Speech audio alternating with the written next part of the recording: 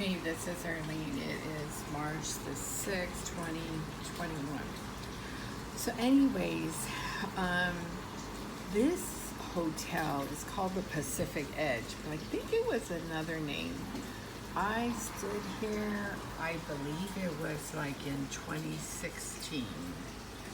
So anyways, when I first enrolled to Mount St. Mary's, that fall, I think it was 2016. Anyways, I had a lot of papers, and so I decided I would go stay somewhere for about I think I stood there 4 or 5 days. So I stood at this hotel.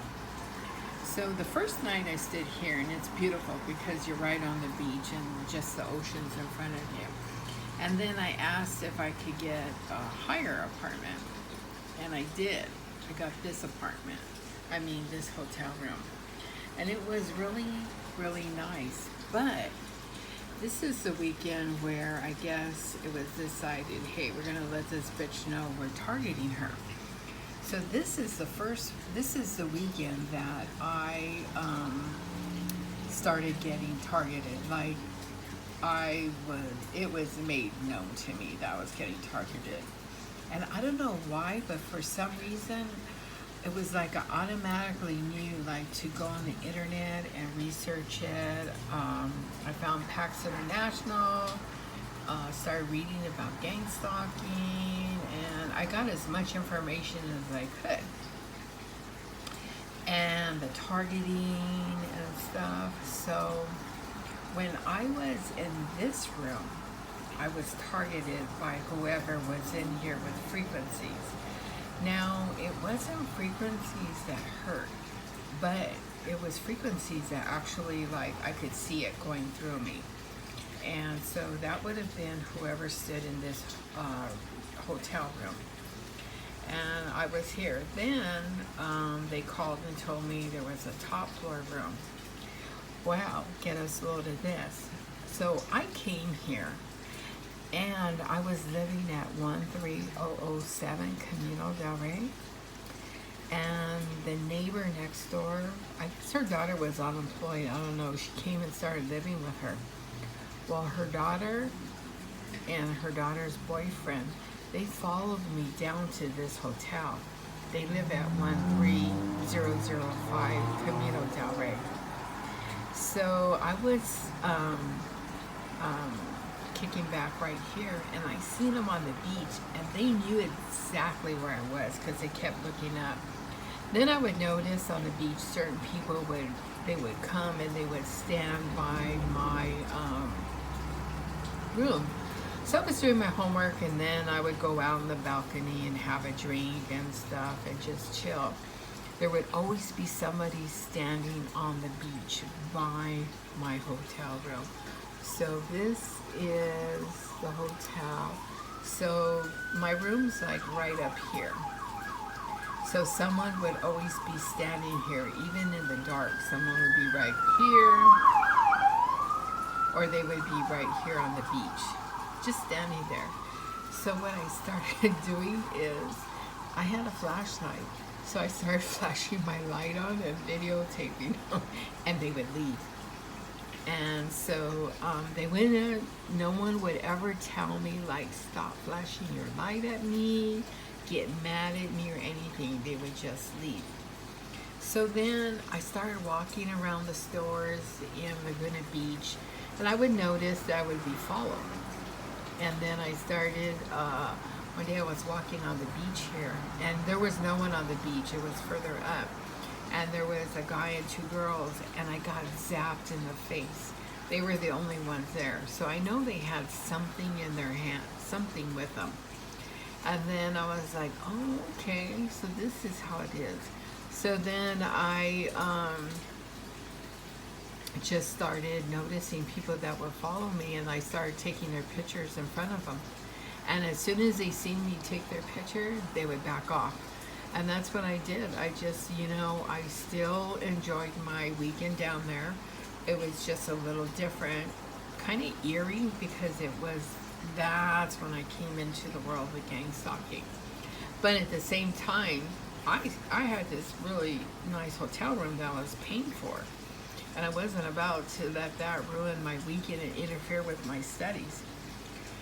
So then I started getting targeted, and what happened, I would be up here and it would come up from my room, and there would be a bunch of umbrellas like that, but tilted.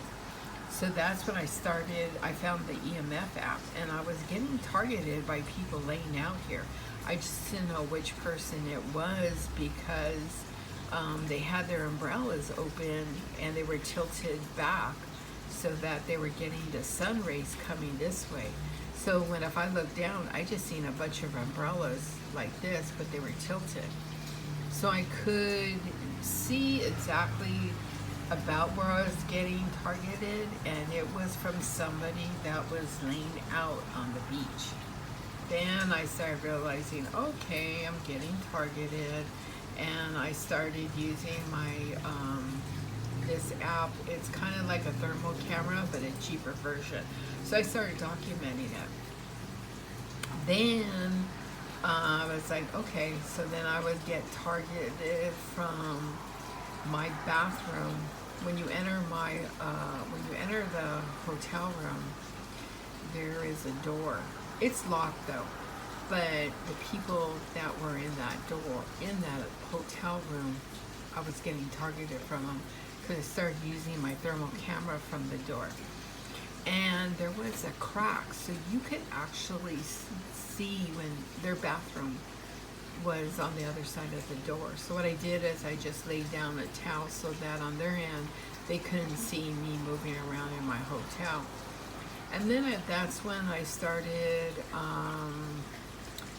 getting targeted, and then I returned back to work. This is when I was at Public Works, and that's when everything totally changed. I guess before that I was just aloof to it, but everything totally changed at work, at school, everywhere. I was like, oh, okay, so I am getting gangstalked. So then at that time, it was still like, I was still learning, so I was going on calls for different people that had calls for gangstalking, and kind of just listening and trying to gain as much information as I could, and I wasn't upset. I was just like, holy fuck, there's another world out here that I don't know about.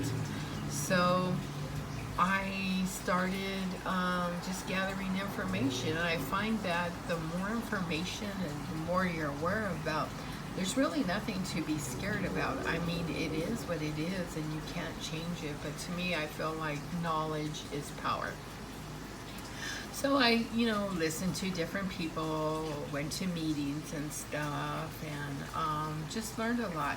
But I'll never forget, and it's such a beautiful hotel, and I do want to go back there after COVID's over. It's like right on the beach, as you see. I mean, there's nothing there. And so that was basically it. It was very, very enlightening, and I'm glad I learned a lot. But when I came back to work, oh yeah, I knew it. Everything had changed. Work had changed. Being at Mount St. Mary's had changed. Going to the store, everything had changed.